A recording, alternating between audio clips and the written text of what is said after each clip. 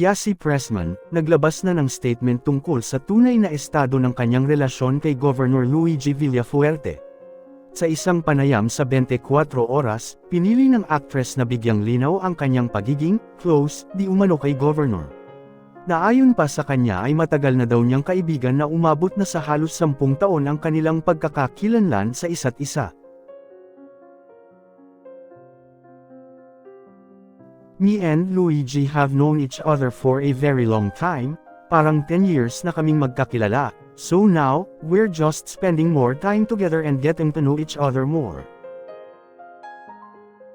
Ito ay dahil sa mga kumakalat na mga litrato na kasama ang gobernador sa kabila ng kanyang recent broke-up issue sa kanyang former boyfriend na talagang labis na ikinagulat ng lahat.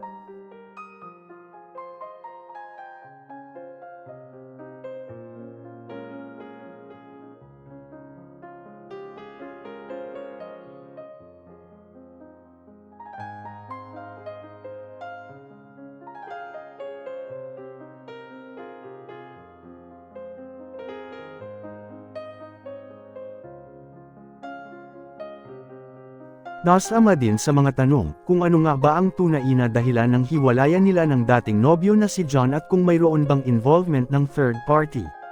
Hayagan naman niya itong iginiit at ayon sa kanya ay naging maayos naman ang kanilang break-up. Bilang tao, meron pa rin pong mga bagay na we wanted to keep private, pero okay lang. Me and the people involved. Lahat kami maayos at nag-uusap pa rin kami hanggang ngayon. Ilang beses na ding nalink ang actress sa iba't ibang mga politiko at isa na nga rito si Ilocos Norte Representative Sandro Marcos na pinabulaanan naman ng actress. Ngunit sa kabila ng kaliwat kanang mga kontrobersya ay mas pinili na lang ni Yasi na mag-focus na lang sa trabaho lalo na't malapit na ang kanyang upcoming teleserye sa GMA na Black Rider.